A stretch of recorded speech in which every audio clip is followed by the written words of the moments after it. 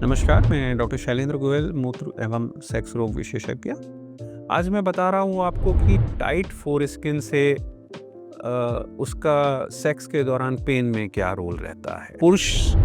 जब बच्चा मेल पैदा होता है तो उसकी आगे की स्किन थोड़ी टाइट होती है, चिपकी हुई होती है और बचपन में जब मालिश करने वाले होते हैं, दादा दादी वगैरह जब उसमें मालिश करते हैं तो वो स्किन को लूज़ कर देते हैं, तेल लगा के पीछे कर देते हैं। बट अब आज की तारीख में न्यूक्लियर फैमिलीज़ होती हैं तो किसी को इस बारे में जानकारी नहीं होती है और कई बार जब वो एडल्ट तक होता है तो उन्हें पता ही नहीं होता कि स्किन को पीछे भी करना होता है।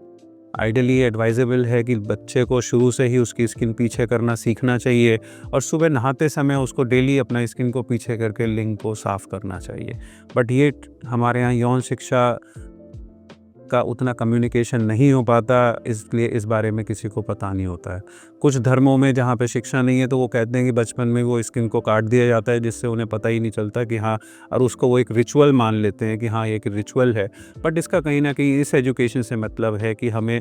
स्किन को पीछे करना चाहिए। यदि हम स्किन को पीछे नहीं करते तो वो टाइट हो जाती है और जब आप सेक्स करते हैं तो वो स्किन खिंचती है वहाँ पे और अंदर का जो पेनिस का ग्लांस एरिया होता है वो इतना सेंसिटिव होता है कि वो पेन होता है। जब आप उसको टच करते हैं तो बहुत वो सेंसेशन इतने ज़्यादा होते हैं कि आपको पेन होने लगता है। और कई बार मैंने देखा है कि इस वजह से लोगों के डाइवोर्स होते हैं, क्योंकि जब वो सेक्स करने जाते हैं तो उनकी स्किन टाइट होती है, अंदर का ग्लांस इतना सेंसिटिव होता है कि वो जैसी वजाइना पे टच करते हैं उनको इतनी ज़ोर का पेन होता है कि उस पेन के चक्कर में उनका सारा इरेक्शन डाउन हो जाता है। और धीरे धीरे 2-4 बार जब वो ट्राई करते हैं और वो सेक्स नहीं कर पाते हैं बिकॉज ऑफ पेन, तो उनको नपुंसक घोषित कर दिया जाता है और डाइवोर्स की प्रक्रिया शुरू हो जाती है। And I have seen many divorces और नॉन कंज्यूमेशन ऑफ सेक्स की सेक्स जहाँ पे डाइवोर्स नहीं हो रहे तो समाउ कई बार वो आउट ऑफ लव वो लोग कंप्लेंट नहीं कर रहे होते हैं, बट वो लोग सेक्स भी प्रॉपरली नहीं कर पाते हैं और कई बार देखा है कि शादी के कई साल बाद तक वो उनका सेक्स नहीं हो पाता है। तो कहीं ना कहीं ये फाइमोसिस जिसकी बीमारी है पुरुषों में, ये बहुत कॉमन है और मैंने देखा है ये बेपढ़े लिखे लोगों नहीं, पढ़े लिखे लोगों में भी होता है, क्योंकि पढ़े लिखे हमारे जो हैं वो क्वालिफाइड पढ़े लिखे हैं। यौन शिक्षा की कमी है हमारे यहाँ क्वालिफिकेशंस में, चाहे आप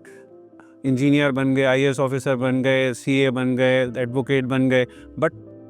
हमारे क्यूरिकुलम में सेक्स एजुकेशन नहीं आती, तो इस बारे में किसी का ज्ञान नहीं होता और ये सब प्रॉब्लम चाहे पढ़े लिखे चाहे बिना पढ़े लिखे सब लोगों में बड़ी कॉमनली देखी जाती है। तो इट इज़ एडवाइजेबल कि पुरुषों को अपने लिंग को, चमड़ी को पीछे करके उसको डेली क्लीन करना चाहिए नहाते समय, और किसी पुरुष की यदि स्किन पीछे नहीं जा रही है तो उसे अपने यूरोलॉजिस्ट, मूत्र रोग विशेषज्ञ से मिलकर संपर्क करना चाहिए कि उसको क्या किया जा सकता है। इंटरनेट पे देखने कहते हैं कि ट्यूब से हो जाएगा, ऐसे हो जाएगा, बट वो सब चीज़ें बचपन के लिए ठीक होती है कि 1 साल के छोटे बच्चे का ट्यूब लगा के, स्टेरॉइड लगा के पीछे किया जा सकता है। बट जो एडल्ट हो गए हैं उस केस में फिर हमें कहीं ना कहीं वो सर्कमसीजन की रिक्वायरमेंट होती है, जो कि आज की तारीख में जेडएसआर या लेज़र या स्टेपलर टेक्निक से हम करते हैं, जो कि फैसिलिटीज़ हमारे पास गोयल यूरोलॉजी क्लिनिक और फोर्टिस हॉस्पिटल में अवेलेबल है। धन्यवाद।